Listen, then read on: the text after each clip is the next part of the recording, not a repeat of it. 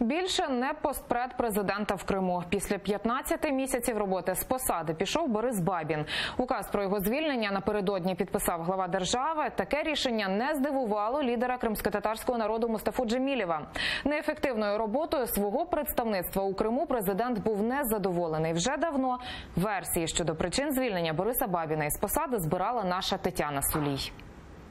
17 серпня 2017 року президент Петро Порошенко призначає Бориса Бабіна своїм постійним представником в Криму. До цього призначення Борис Бабін працював у Мін'юсті юристом. Опікувався питаннями українців у Міжнародному суді з прав людини, доручаючи відповідальну посаду у прикордонному із анексованим Кримом регіоні на Херсонщині. Президент доручив Бабіну стратегічну місію. Відновлення українського суверенітету над українським тимчасово окупованим Кримом. Окремо хотів би наголосити на завданні захисту юридичному державних інтересів на окупованому Криму. Мова йдеться і про конфісковану державну власність, і юридичний захист в міжнародних судах. Відтоді минає 15 місяців, і от президент Петро Порошенко підписує вже інший указ про звільнення Бориса Бабіна із поста постпреда в Криму. Як розповів лідер кримських татар Мустафа Джемілєв, кілька місяців тому мав розмову із главою держави. Тоді, каже, Петро Порошенко висловлював незадоволення роботою свого представника і запитував думки Джемілєва.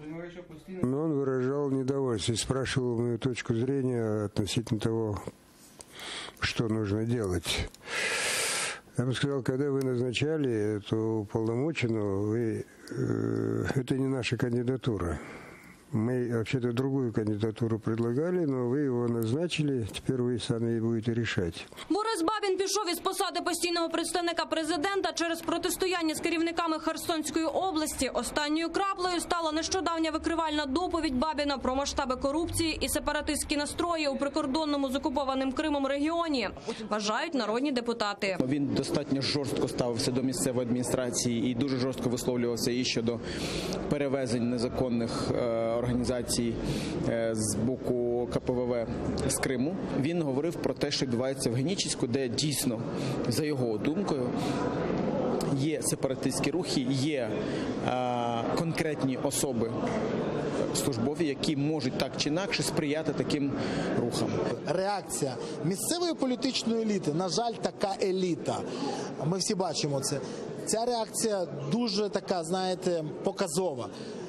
Вони раді тому, що людина, яка оприлюднювала інформацію про те, що відбувалося в Херсонській області, зараз вже не буде на посаді повноважного представника президента по АРК Крим.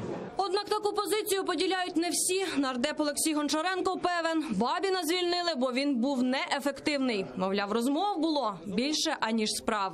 Представник президента і представництво президента в Автономній Республіці Крим не грає якоїсь серйозної ролі, не виходить з якимись важливими ініціативами.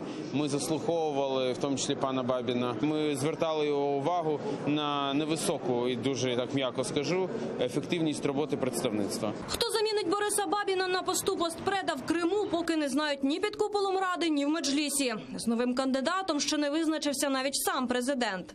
Тетяна Сулій, Олена Стецюк, Асан Емінов, Максим Кондратенко, Заман, АТР.